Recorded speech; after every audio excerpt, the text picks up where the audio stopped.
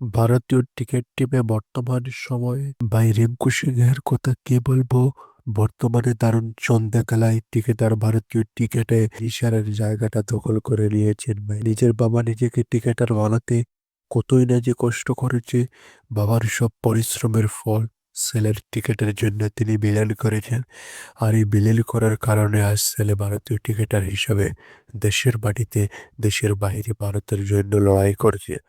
তার এই কঠোর পরিশ্রমের বলে বাবাকে কি যে দিবে, কি যে না দিবে তা তো বলার সীমা। তাই আজকে বাবাকে একটা নতুন বাইক উপহার দিয়েছে এবং বাইকটি পেয়ে বাবাই করে আনন্দিত হয়েছে। কারণ সেই দিন কঠোর পরিশ্রম মানুষের বাড়িয়ে বাড়িয়ে গ্যাস সিলিন্ডার বিতরণ করে যে টাকা পেয়েছিলেন সেই টাকা ছেলেকে টিকেটার বানাতে নিজে ছেলের জন্য বিলীন করে দিয়েছে।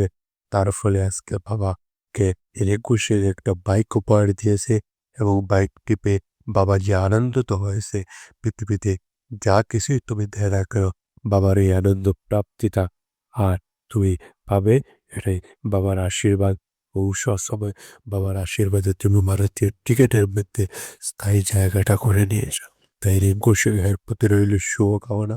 একজন বাবা একজন ছেলেকে ক্রিকেটার বানাতে কতই না যে কষ্ট করে তার প্রমাণ হিসাবে রিঙ্কু সিং এবং তার বাবা রয়েছে।